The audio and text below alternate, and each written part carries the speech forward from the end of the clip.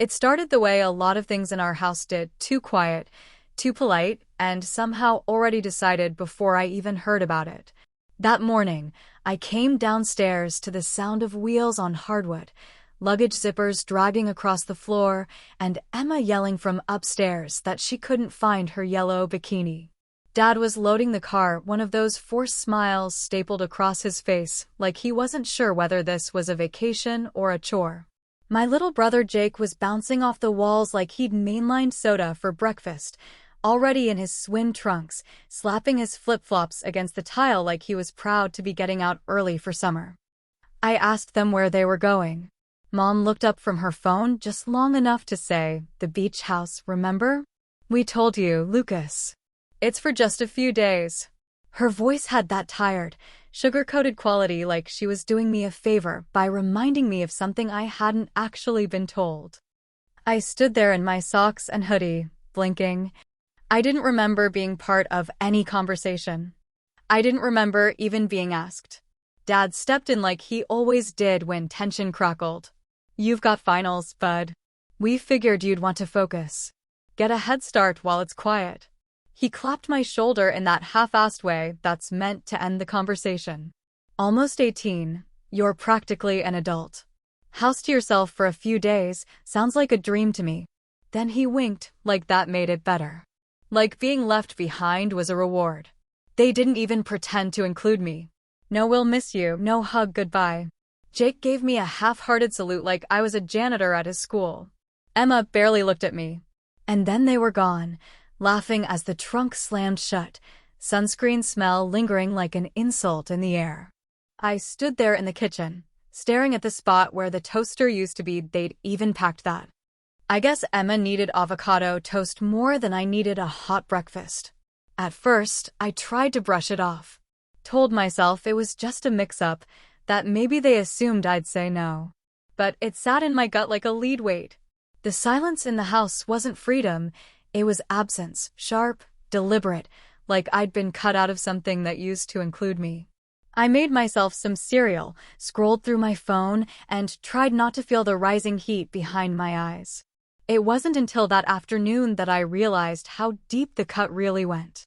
I checked the family group chat, the one we barely used, but still existed, mostly for birthday reminders and dumb memes. There was a photo. Dad and Mom smiling on the porch of the beach house. Emma in her bikini with her arm around Jake, both of them grinning like this was the best week of their lives. The caption read, "First day of summer with my beautiful crew." I looked at it for maybe a full minute before I realized what was wrong. Beautiful crew. My crew. For people. Only 4. There wasn't even a space where I might have stood. No "wish Lucas was here." No joke about me missing out. Nothing. It was like I wasn't expected to be in the picture at all. I stared at that photo until my screen dimmed, and even then I kept looking, like I could will myself into existence with enough concentration. I went to Instagram. Emma had already posted a reel, beach montage, music, her twirling in the sun. The description said, "Summer with the best family anyone could ask for." And right under that, a comment from one of her friends. "You guys are literal goals. Beautiful fam of 4. Fam of 4. I clicked into her other posts. All the photos from the last 6 months, birthdays, holidays, random dinners, every single one was missing something. Me. In one Thanksgiving photo, I remembered sitting right next to Dad, carving the damn turkey. In the posted version, it was just Mom, Dad, Jake, and Emma at the table. The angle looked off, like it had been cropped or retaken altogether. But I knew I'd been there. I knew. By evening, I felt like I was unraveling. I tore open the junk drawer in the hallway, yanked out old photo albums. Some still had the dusty smell of plastic pages and fading memories, but when I flipped through them, it was like flipping through someone else's life. Emma's baby photos. Jake's soccer trophies. Mom and Dad at their wedding. Me? I was in a few early ones, a toddler here, a Halloween costume there, but the older I should have been, the less I was there. And in the few pictures I did find of all of us together, there was something off. One had been folded so my face creased right down the middle. Another had a scratch that conveniently cut across my eyes. And then I found it, a photo of all of us at Niagara Falls from 2 summers ago. I remember the trip clear as day. I was 15, standing next to Emma with my arm around her shoulder. In the album, the picture had been defaced. My face, just mine, had been scratched out with pen. Not just once. Dozens of angry lines. Over and over. That's when I started to feel it. Not sadness. Not exactly. Something else. Something slower, deeper. Like rot spreading under the floorboards. Like I'd been sitting in a house with a slow gas leak and had just noticed the smell. They hadn't just left me behind. They'd started forgetting me on purpose. And I didn't know it yet, but this wasn't the worst part. The worst part was coming. Because soon, they'd come home. And I wouldn't be here anymore. And neither would any proof I ever was. The second day started off quieter than the first, and not in a peaceful, meditative way, but in the kind of silence that made you feel like the walls were leaning in to hear you breathe. I hadn't slept much, and when I did, I kept waking up with the same recurring dream. I was standing in my kitchen, but everything was faded, like an overexposed photo, and no matter how many times I tried to speak, no one heard me. When I woke up, the house was too cold and the fridge light flickered, like something in a horror movie that wasn't trying too hard to hide its intentions. I poured myself some cereal again, same bowl, same spoon, and sat at the table where no one else had sat in 2 days. The place still smelled like family, but the wrong parts of it, Emma's flowery shampoo drifting down the stairs, Jake's bubblegum wrappers still shoved behind the couch, Dad's cologne hanging like a ghost in the hallway. I hadn't heard from them at all, which was strange even by our family's emotionally constipated standards. No check-ins, no need anything, texts, not even a meme from Jake, and that kid used to send me one every 2 hours. So I did what most people do when they feel weirdly ignored. I started checking online. Instagram first. I didn't even have to scroll long. Emma had posted again. More beach photos. This time they were on the pier, hair blowing, drinks in hand, wearing those perfect fake vacation smiles like they were in a travel brochure. I clicked into the post and froze. There it was again. The caption said, "Best summer ever with my day ones," and the photo had only 4 people in it. 4. Not 5. Not even a mention of me. Like I'd never even been in their goddamn day or their one. At first, I thought maybe it was some kind of cropping thing. Maybe I was just out of frame. But then I looked closer. The angle was wide. I should have been there. I remembered the last time we went to that pier. I had taken the photo of them and they begged me to get in the next one. And I did. So where was that photo? Then came the comments. That was the kicker. "Your family is so perfect. Love this. Beautiful family of 4. Goals. You guys look like a postcard." And not one correction. Not one friend saying, "Hey, where's Lucas?" Not one cousin asking, "Did your brother stay home?" Nothing. It was like I had been deleted not just from the picture, but from their entire vocabulary. Even the dog got more shoutouts than I did. Be honest, if your parents left you behind and started acting like you never existed, what would you do? Comment below. I really want to know how normal people would react to this. I started feeling the weight of something much heavier than exclusion.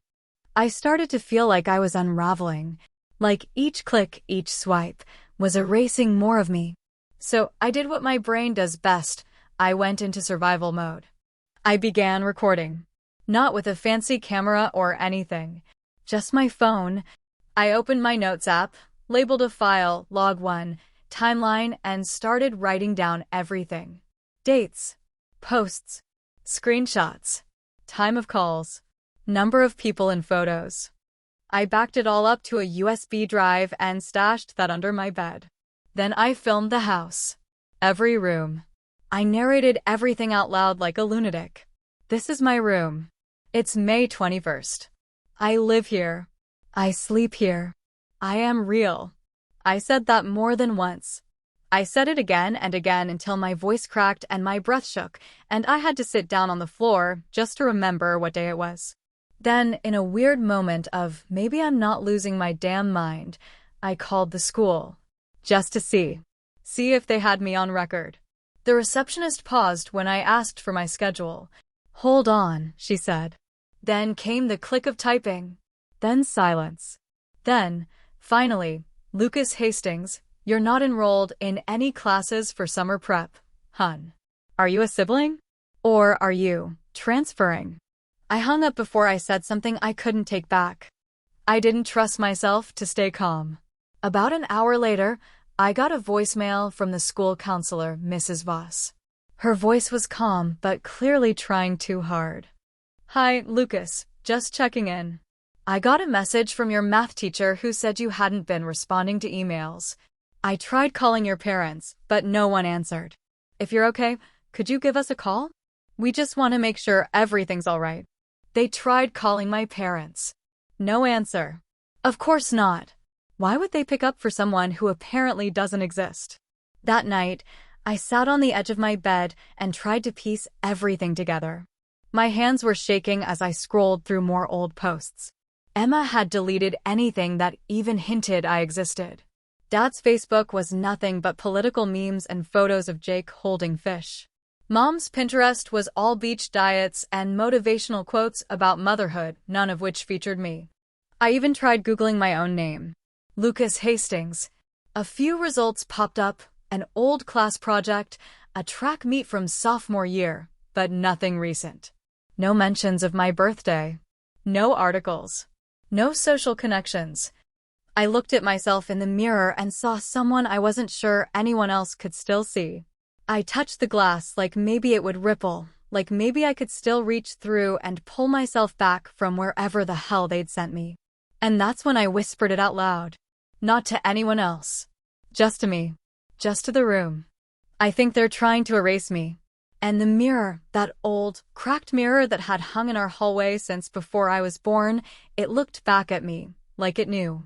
There's this thing that happens when you start doubting your own memory, like when you're not entirely sure if the thing you swore happened actually did, or if you've just built it in your head so many times that now it feels real. That's where I was, floating in that miserable, gray space between what I knew and what they were telling the world. And maybe the worst part was how easy it was for them to do it, like I was made out of fog instead of flesh and bone. It didn't start with the photos, or even the trip, no, the unraveling had started long before, in a dozen small ways I never realized until now, each one just subtle enough that I didn't catch it at the time. I remember one Christmas, maybe 3 years ago, when Emma got a new phone, Jake got a Nintendo Switch, and I got a pack of socks and a note about saving up for college. Or the time in middle school when I made the honor roll and Dad asked if I could help Jake with his homework instead of saying he was proud. Little moments that chip away at you. Moments you bury because you think maybe it's just stress, or timing, or bad luck. You tell yourself every family's a little messy. Every parent has their blind spots. But then those blind spots start to look a hell of a lot like spotlights pointing away from you. So when I finally sat down with the old family photo boxes again, it wasn't just curiosity that drove me. It was a sick kind of desperation, a need to prove to myself that I had been here, that I mattered, that I wasn't just some weird afterthought who floated through 17 years unnoticed. But when I opened the first album, the one labeled Family 2007 to 2012, I felt that creeping cold again, the one that made my fingers numb even though it was 70 degrees in the house. There were blank pages. Not all, but too many. Spaces where pictures had clearly been removed, little rectangular ghost outlines where memories used to sit. I turned the pages slowly, one by one, feeling like I was exhuming a body. There were still plenty of photos of Emma, birthday parties, ballet recitals, her first trip to Disneyland. Jake had full spreads of muddy soccer uniforms and Christmas mornings. But me? Maybe 3 or 4 photos total. And in every one, I was blurry or turned away or half covered by someone else's arm. It was like I'd been there by accident, not as a member of the family, but as a shadow that wandered through the background. I tore through the next box faster, less careful this time, just needing to see something, anything, that felt solid. I found one picture of me in the hospital after I broke my arm, but the caption underneath had been scribbled out in pen, like someone tried to erase the fact that it happened. My baby book was gone. I checked twice. I remembered it clearly: blue cover, little giraffe on the front, my name in block letters. Gone. No explanation. No relocation. Not even a goddamn dust trail. By the time I got to the filing cabinet in the den, I was breathing hard, practically tearing drawers off their rails.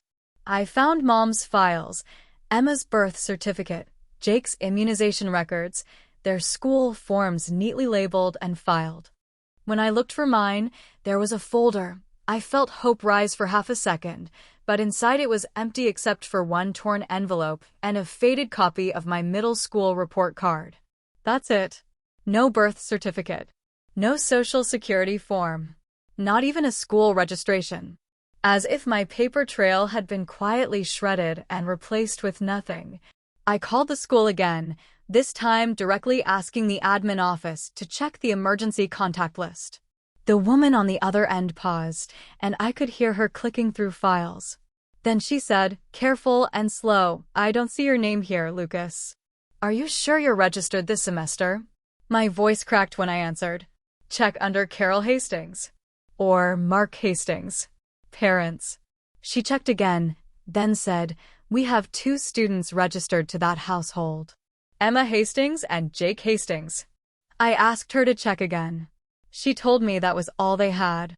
I hung up and stared at my phone until my screen went black. I called my mom next, even though I knew she wouldn't answer.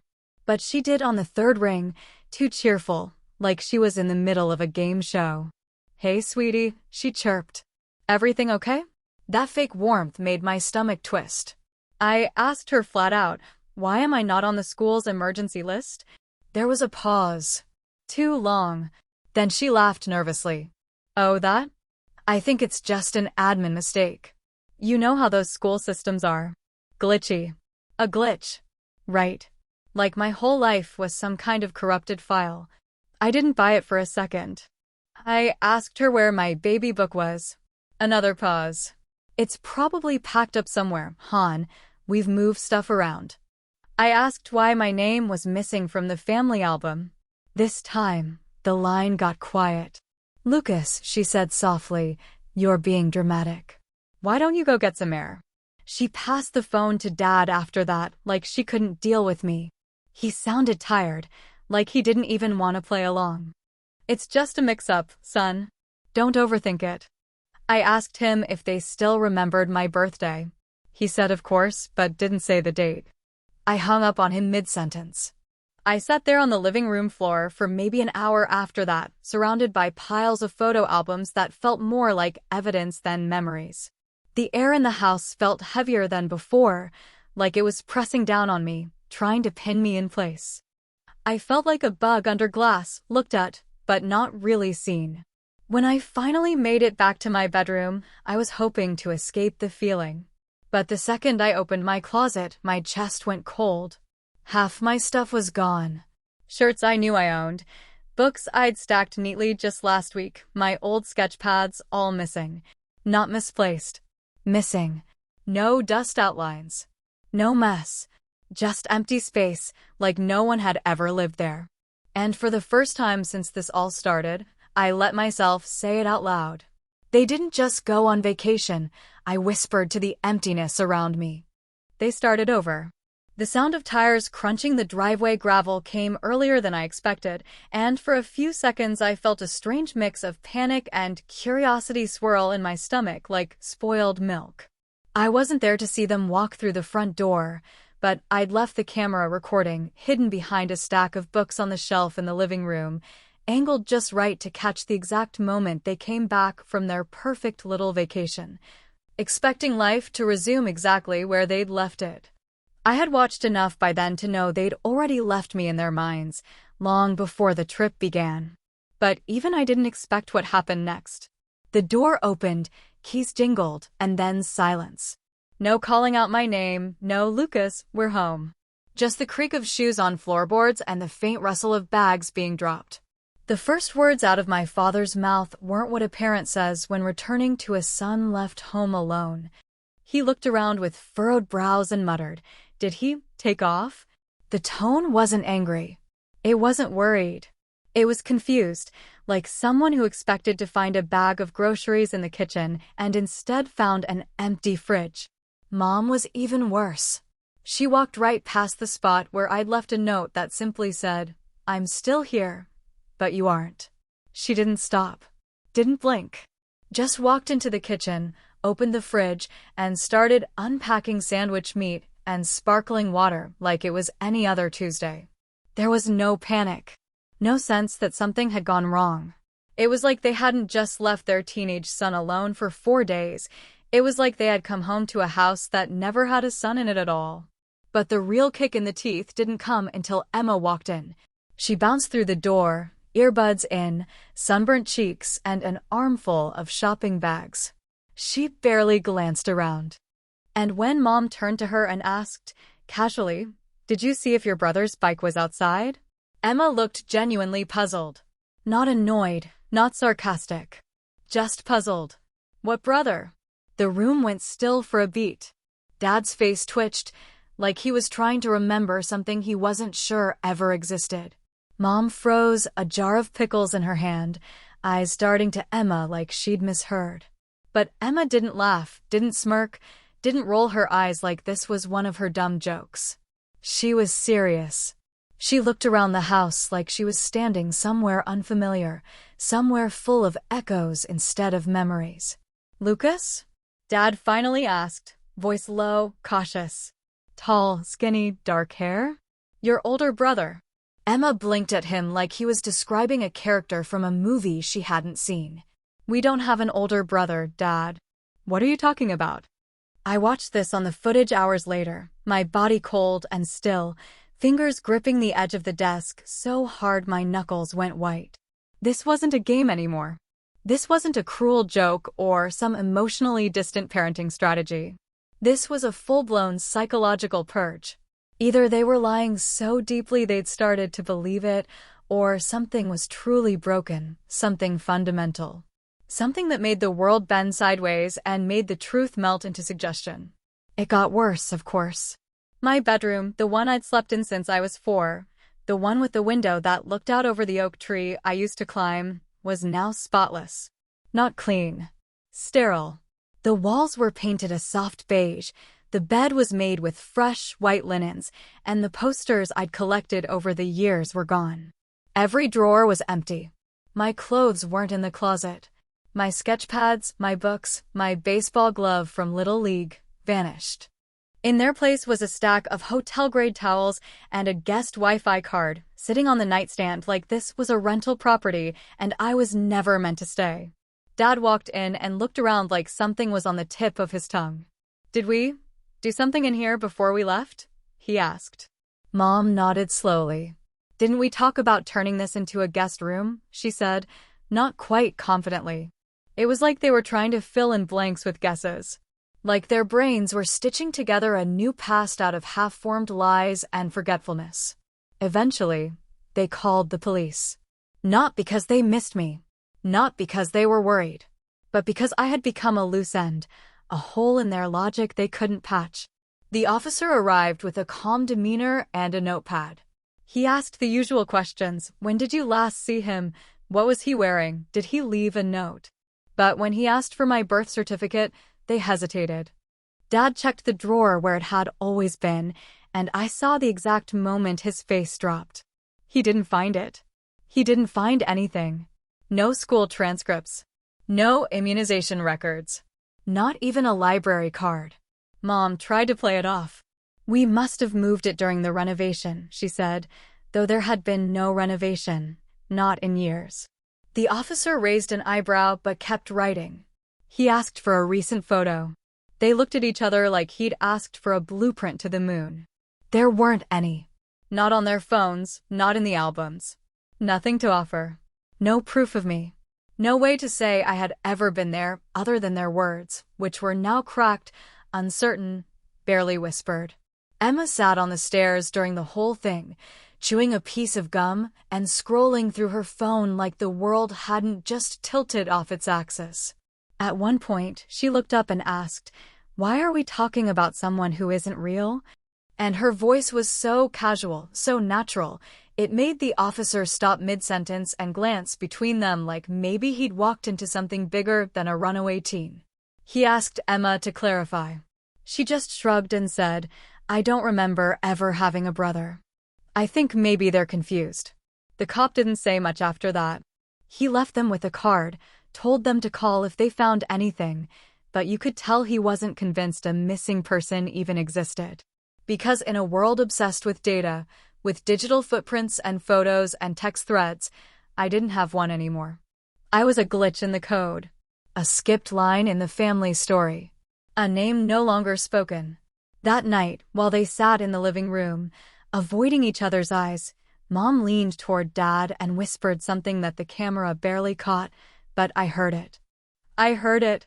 "Maybe," she said, with a voice that trembled like glass under pressure, "he was never real." And I swear to God, Dad didn't argue. He just stared straight ahead. Like maybe that made everything easier. Like maybe forgetting me was simpler than facing what they'd done. The attic had always been one of those places in the house that carried a different kind of quiet, the kind that feels heavier than silence, like the air itself is hiding something it doesn't want disturbed. It creaked under your feet in a way that didn't sound structural, more like warning. No one ever really went up there except for Christmas decorations or to dump boxes they didn't want to deal with.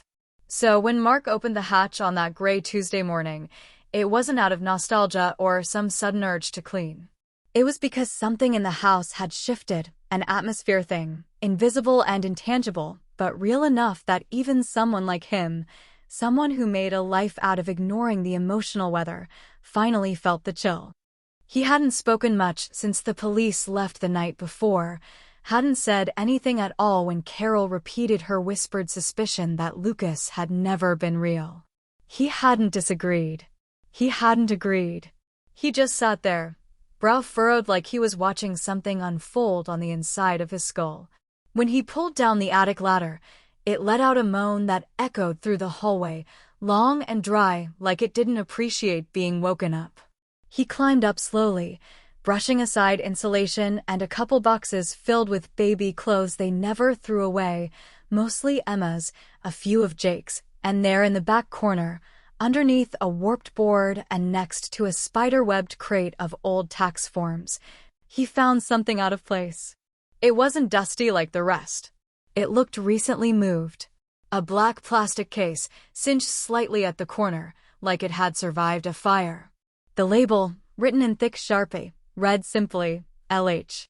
He brought it downstairs, set it on the table, and for a long while just stared at it. Carol didn't ask what it was. She was in the kitchen, sipping tea that had gone cold long before she noticed. He eventually opened the case and found what he already suspected, a hard drive.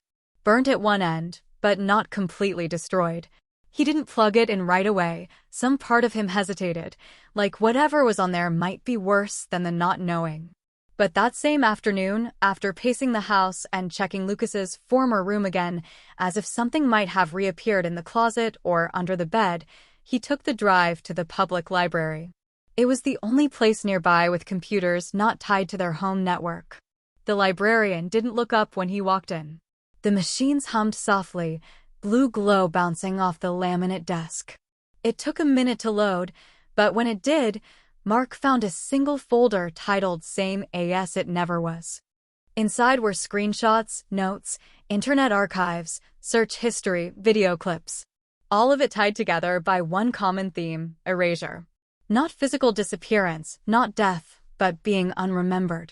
Lucas had been reading about things like false memory implantation, digital identity corruption, and the Mandela effect, that strange, collective misremembering of reality where people are certain something happened one way, even when the evidence says otherwise. He'd saved forum posts from dark corners of the web, users asking questions like, "Can you delete yourself from someone's memory?" or "How do you vanish from the inside out?" There were references to obscure theories about neural plasticity, dissociation through trauma, even obscure government documents on psychological warfare tactics. But none of it read like a kid falling down a rabbit hole. It read like research. Intentional, meticulous, terrifyingly focused. Back at the house, Emma was in her room, headphones on, trying to drown out the strange quiet that had settled in since their return. That night, she reached under her pillow to grab her phone and found a note instead. It was written on lined notebook paper, her handwriting, or something close to it. The edges were torn, as if ripped hastily from a journal. The words weren't angry. They were calm, measured. "Do you still hear me breathing at night?" She didn't scream, but she did drop the paper like it had burned her fingers. She asked her parents if they were playing some kind of sick joke. Neither of them answered. Neither of them knew what to say anymore. That night, the phone rang at 3 in the morning. Just once. No number. No voicemail. Just a single ring, then silence. The next night, it rang again. Same time. This time, when Carol answered, there was breathing. Not heavy, not frantic, just there. Steady. Like someone standing inches away, listening. Then came the third night. The phone rang again, and this time it didn't go to voicemail. It stayed connected. No voice. No words. Just static. Soft, low, constant. And under that, if you listen close enough, something else, a kind of whisper. Not language, not quite. More like breath, formed into intent. Mark pressed the phone to his ear so hard it left a red ring when he pulled away. Emma stopped sleeping with the lights off. She didn't tell anyone about the second note she found taped to her bathroom mirror, the one that read, "You don't have to remember. I'll remind you." She flushed it down the toilet before anyone could see. Jake started drawing things he couldn't explain, stick figures with XS for eyes, a boy standing alone in a room full of blank faces, a dark hallway with the words "Not Forgotten" scribbled above the door in jagged red crayon. One night, after waking up from a nightmare he couldn't describe, he crawled into his parents' bed and whispered something that made Carol's spine lock in place. "The boy in the hallway," he said, eyes wide and unfocused. "He said we forgot him." They didn't answer. They didn't move. Because somewhere deep inside, past all the rationalizing and denial, they were starting to believe it. Not just that Lucas had been real, but that forgetting him, pretending he was never there, had consequences. Not just emotional ones. Real ones. Because something was still in the house. And it remembered. Even if they didn't. The doorbell rang early on a Thursday morning, cutting through the thick silence in the house like a blade through old fabric, the kind you don't even realize has started to rot until it tears under the slightest pressure. Mark opened the door cautiously, unsure if it was another concerned neighbor, a mistake delivery, or maybe, in the back of his mind where he still didn't like to look, something worse. But the man standing there wasn't a neighbor, and he didn't look lost. He was tall, grizzled in that deliberate way, coat too warm for the weather, and eyes that looked like they never stopped cataloging things, scanning for patterns others missed. He introduced himself with a firm handshake and a business card that read simply, D. Kane, Private Investigations. Mark didn't understand at first, didn't remember hiring anyone, but the man clarified before the confusion could settle. "You didn't call me," Kane said, stepping inside without waiting for permission. "I was retained 3 weeks ago. Paid in advance. All digital. Anonymous client. Sent me files. Sent me your address. Sent me a photo of your son." He paused just long enough for that word to land like a gut punch. "Lucas." Carol came out of the kitchen slowly, clutching her robe tighter around her waist like it would somehow shield her from the word she hadn't heard spoken aloud in days. The silence between them, the kind that had become the default soundtrack of the house, was thicker than usual. Kane continued, pulling a tablet from his bag and swiping through folders. "Whoever contacted me knew a hell of a lot. Digital footprint scrubbed. School records wiped. Social profiles ghosted. But not just erased, overwritten. Like someone wanted to replace your son with an echo, so weak no one would bother listening. He tapped the screen and showed them screenshots.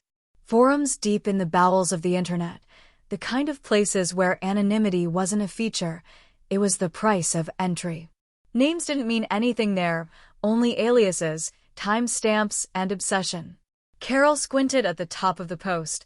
Project Dust, Phase 2 begins. Kane nodded slowly. Lucas was asking about memory manipulation. Identity dissolution. He was deep into something called Project Dust. Users claimed it was a protocol, a psychological blueprint for erasing someone not just from your life, but from your mind. Not murder. Not disappearance. A vanishing of perception. Making people forget someone was ever real. Mark rubbed his temples, eyes closed, as if trying to shake the words out before they settled into place. Carol looked sick, like something was finally catching up to her body that her mind had been running from for days. Kane kept going, relentless, like a man following a trail that didn't care how uncomfortable it made anyone feel. The thing is, he said, your son didn't just ask questions. He contributed.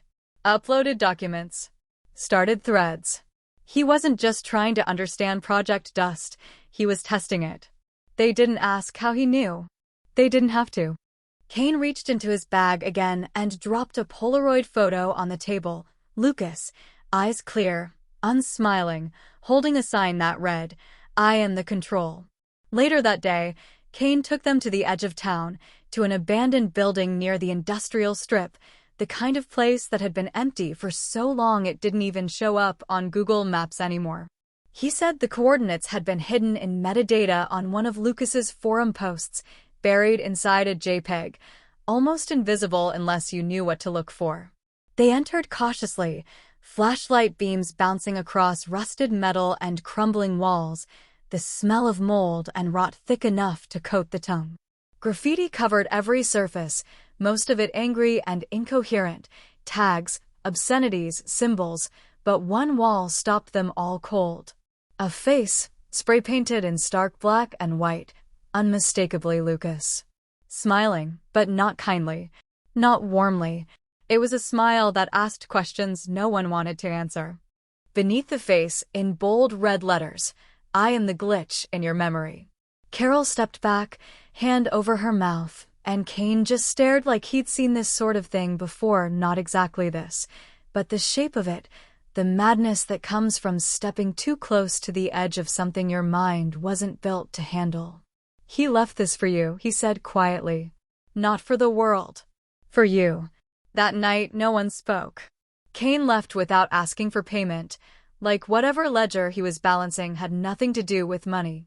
Mark sat on the porch for hours, staring at the driveway like maybe Lucas might just walk up, backpack slung over one shoulder, asking what all the fuss was about. Carol tried to clean the kitchen, but stopped halfway through washing a glass when she realized her hands were shaking too hard to finish. At exactly 3:17 a.m., Carol woke up gasping for air, not because of a dream, but because of something deeper, a memory not new, but unearthed like a fossil, finally clawing its way to the surface, after years buried in denial. She sat up, chest heaving, sweat soaking the sheets, and she whispered something into the darkness, as if the night itself had been waiting to hear it. One push, she said, tears suddenly flooding her eyes. A name. A scream. Lucas. And in that moment, she didn't need anyone else to tell her the truth anymore. She remembered the sterile hospital lights. She remembered holding his tiny hand. She remembered the smell of baby lotion and sleepless nights and lullabies she hadn't sung in over a decade. She remembered the first time he said, Mom, and how that sound had once meant everything. Because now she also remembered the choice they made. And she knew, finally, fully, that whatever Lucas had done, he had learned it from them. By the time Emma found the flash drive, everything in the house already felt like it had started to rot from the inside out, as if the walls themselves were beginning to reject the lies they'd been forced to hold for too long. She hadn't meant to find it, Not really. It wasn't like she was searching for clues or trying to reconnect with some mysterious older brother she now only half remembered on good days and not at all on the others. She was just cleaning under her old bed, or pretending to, trying to clear out the noise in her head, trying to distract herself from the way the shadows in her room no longer waited for night to creep in but seemed to exist on their own, even in the daylight. It was small, tucked behind one of the dusty slats near the corner, a basic silver flash drive with black tape wrapped around the cap and the initials LH scrawled in permanent marker that had started to fade with time. She didn't scream, didn't even gasp, just sat there, holding it, fingers twitching slightly as her brain caught up to what her hands had already decided to believe. She didn't tell her parents. They hadn't really been her parents, in any meaningful sense for a while now anyway. Carol had started drinking every night, a glass of wine at first, then two, then anything she could find in the cabinet that didn't smell like regret. She stopped brushing her hair, stopped cooking, and sometimes sat in the living room with all the lights off, whispering to herself like she was trying to talk someone out of doing something terrible. Mark had moved into his car 3 nights ago, saying he needed space, but never explaining from what or from whom. He parked across the street in the same spot every night, engine off, staring at the house like he was waiting for it to tell him something. Emma plugged the drive into her laptop in the middle of the night, the glow from the screen lighting up the room in cold blue tones that made her feel like she was underwater. There was only one file on the drive. A video, time-stamped exactly 1 day before their trip to the beach house. The title was simple, Watch Me. The video started with static, then flickered into focus slowly. Lucas sat in a chair in what looked like the guest room, the same room that used to be his, before the walls were painted beige and the bed was stripped of its history. He looked calm, composed, dressed in a plain gray hoodie and jeans, his hair slightly unkempt but his eyes sharp, cutting through the screen like glass. He smiled, not with joy, not with malice, but with something eerily close to pity.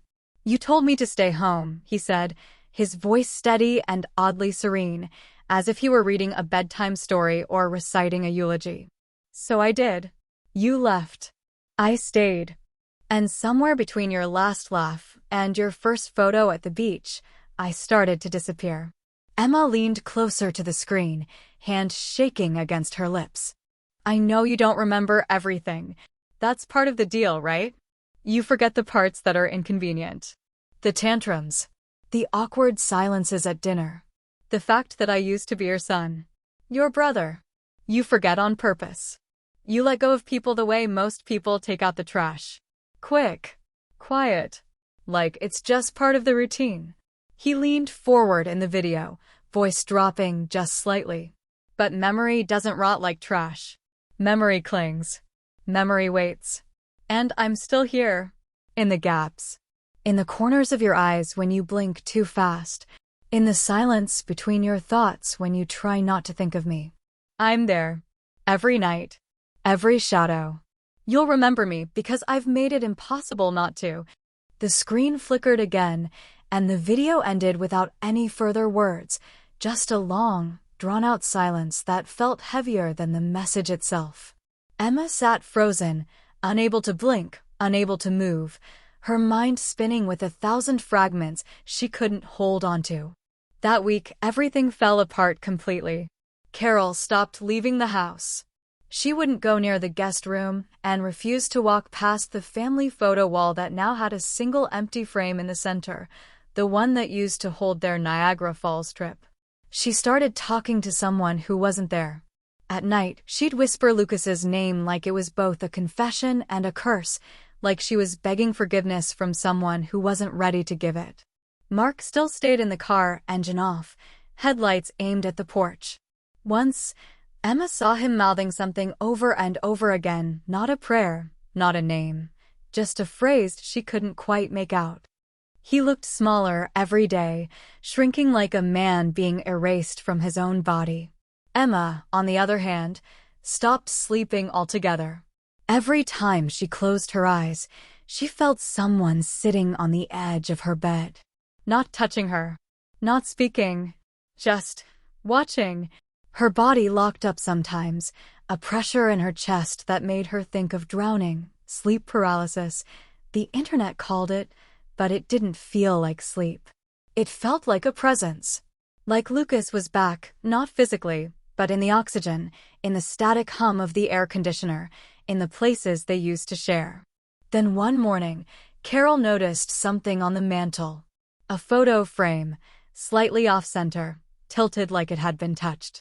She reached out slowly, almost afraid to breathe, and adjusted it. It was a photo none of them remembered taking. The whole family, her, Mark, Emma, and Jake, all standing on the front lawn. All smiling. And right there in the middle, between Emma and Mark, was Lucas. Smiling, too. He looked older, maybe by a few months. His arm was around Emma's shoulders. The sun hit his hair just right, like the universe had framed him perfectly. Carol stared at the picture, unable to blink, unable to speak, because she didn't remember that day. Didn't remember the moment. And when she asked Emma later if she remembered it, Emma just stared at her like she was speaking in another language. No one remembered the picture. No one remembered taking it. But there it was. Real. Printed. Framed. And Lucas was smiling like he had been waiting for them to see it. There are some truths that don't reveal themselves all at once, not with a bang, not with some climactic confrontation or tidy confession under interrogation lights, but instead come crawling slowly out of the dark, half-formed, uninvited, and cold to the touch. That's how the truth about Lucas finally surfaced, not through some dramatic return or ghostly visitation, but with paper. With records. With signatures.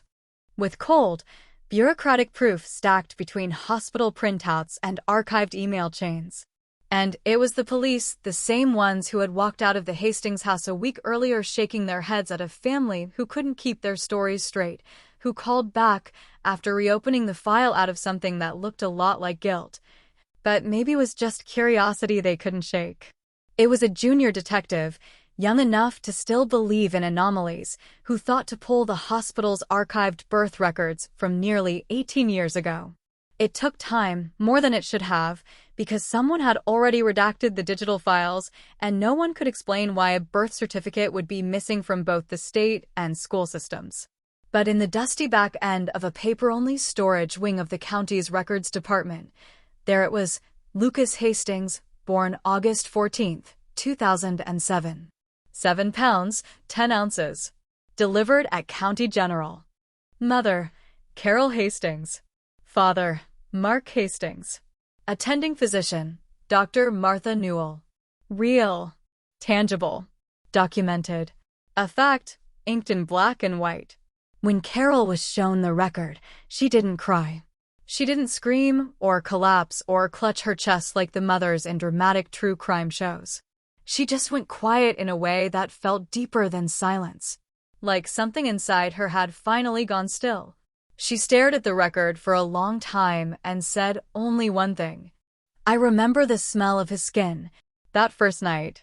I didn't think I did. But now I do. Mark barely spoke anymore. He had stopped parking the car outside and now simply drove around in circles late into the night, returning just before dawn with bloodshot eyes and no answers. Jake asked once if they were ever going to talk about the boy in the hallway, but no one answered. Emma, meanwhile, had gone back to therapy. Not because she wanted to, but because she was starting to have trouble with the line between dreams and memory. It wasn't that she saw Lucas in her room. It was that she sometimes thought she should. Her therapist, Dr. Renner, called Carol 3 days after their session. She sounded calm, professional, clinical in the way only therapists can be when they're trying to tell you something terrifying with soft vowels and measured tone. Emma drew a picture during our session. Unprompted. She said it was a dream. But I think you should see it. The drawing was in crayon, thick red lines for the house, blue sky above, trees like green clouds at the edge of the page. The family was standing on the porch, 4 figures drawn with awkward proportions, Emma, Jake, Carol, and Mark all smiling. But standing at the bottom of the porch stairs was a fifth figure, taller than the others, drawn in black crayon with a red streak across his chest and a single word above his head written in crooked letters. Lucas. Emma didn't remember drawing it. When Carol asked her who the boy was, she shrugged, said she thought it was a character from a movie. But her hand trembled when she said it, and she refused to look at the picture again. And then came the neighbor. Mr. Delaney, who lived across the street and had been walking his dog every evening for 17 years without fail, knocked on the door with a confused look on his face and a nervous laugh that didn't reach his eyes. Hey, he said, scratching his beard. Weird question. Was your oldest back in town? Carol blinked. Our oldest, she repeated. Delaney nodded slowly. Yeah, tall kid, dark hair. He waved at me yesterday afternoon. I was out back. Thought I recognized him. Haven't seen him in a while, but it looked just like him. I waved back, turned around to grab my keys, and when I turned back, he was gone. Carol thanked him. She closed the door gently. She didn't ask anyone else if they saw him.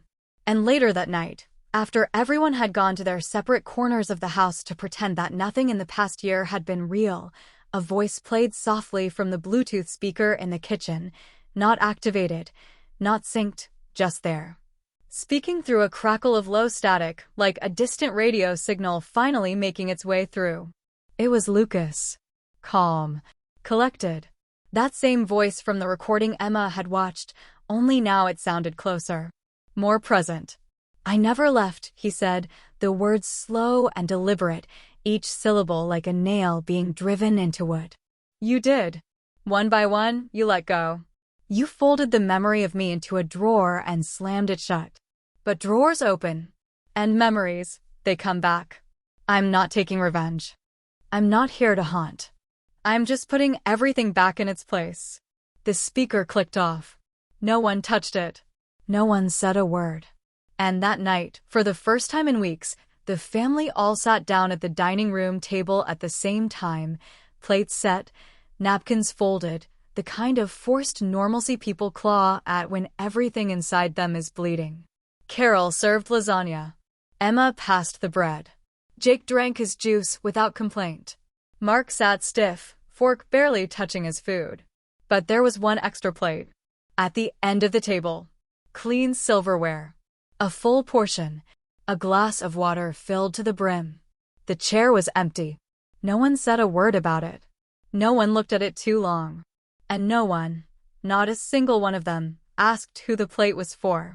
They just ate. And across the room, above the fireplace, the photo of the five of them stayed exactly where it had always been. Framed. Untouched. Smiling. Because whether Lucas had ever truly vanished, whether he was something real or just a ghost made of guilt and absence and fragmented memory, didn't really matter anymore. He was there now in the empty chair, in the weight of their silence, in the fact that none of them could ever quite say out loud what they all felt. That he had never really left. And maybe, just maybe, he never would. So tell me, was Lucas a real person who orchestrated his own erasure and return with chilling precision? Was he a hallucination, a shared delusion birthed by collective guilt and trauma? Or was he something else entirely, something deeper, something darker, something we don't have a name for yet? The truth might be in the photo. Or in the silence. Or maybe, in the seat that still waits for him.